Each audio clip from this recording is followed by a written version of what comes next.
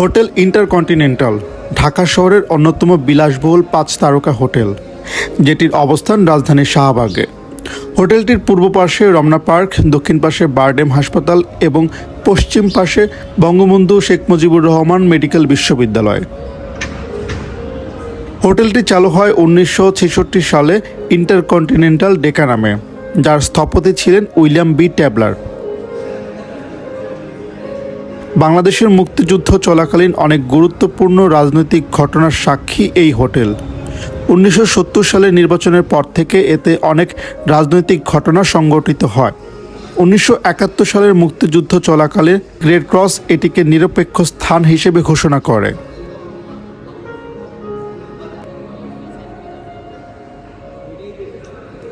(1983 সালের আগ পর্যন্ত হোটেল ইন্টারকন্টিনেন্টাল গ্রুপ এটি পরিচালনা করত। এরপর এটি পরিচালনা করে শেরাটন গ্রুপ, আর নাম দেওয়া হয় শেরাটন হোটেল ঢাকা। 2011 সালে শেরাটন এটাকে বন্ধ করার ঘোষণা দেয় এবং বাংলাদেশ সরকারের কাছে এটির পরিচালনা দায়িত্ব হস্তান্তর করেন।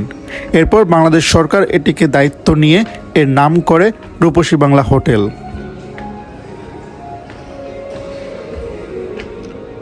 2013 সালে ঘোষণা করা হয় ইন্টারকন্টিনেন্টাল হোটেল গ্রুপ আবার ফিরে আসবে।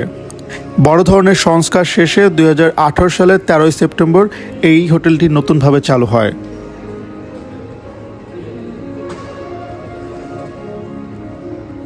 হোটেল ইন্টারকন্টিনেন্টালের বর্তমান অবকাঠামোয় রয়েছে 226টি কক্ষ, যার মধ্যে 40 বর্গমিটার আয়তনের 201টি ডিলাক্স, প্রিমিয়াম ও এক্সিকিউটিভ কক্ষ। ইন্টারকন্টিনেন্টাল হোটেলে 21,000 বর্গফুটের 2টি বলরুম ও 7টি সভাকক্ষ রয়েছে।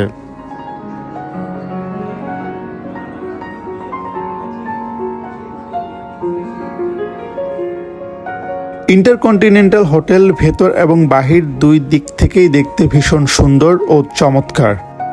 ভিতরের কারুকার্য ও ইন্টেরিয়র ডিজাইন যে কোনো অতিথিকে মুগ্ধ করে।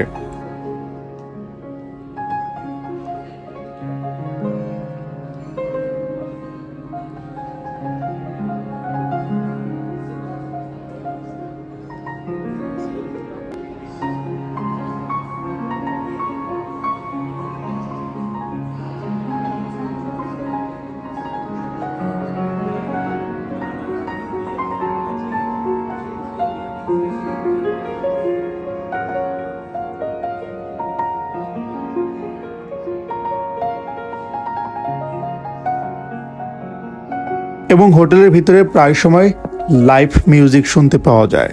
পিয়ানোর সুর আর তাল আপনার মনকে করে তুলবে আনন্দিত।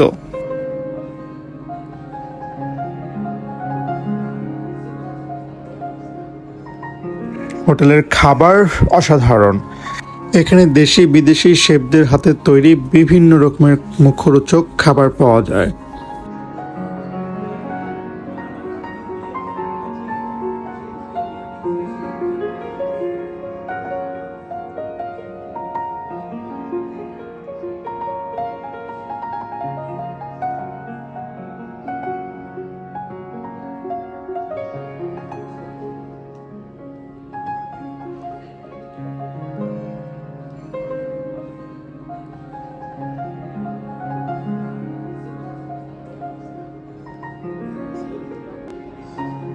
হোটেলটির ভিতরে দেশে বিদেশের বিভিন্ন অতিথিরা আসেন এবং অবস্থান করেন।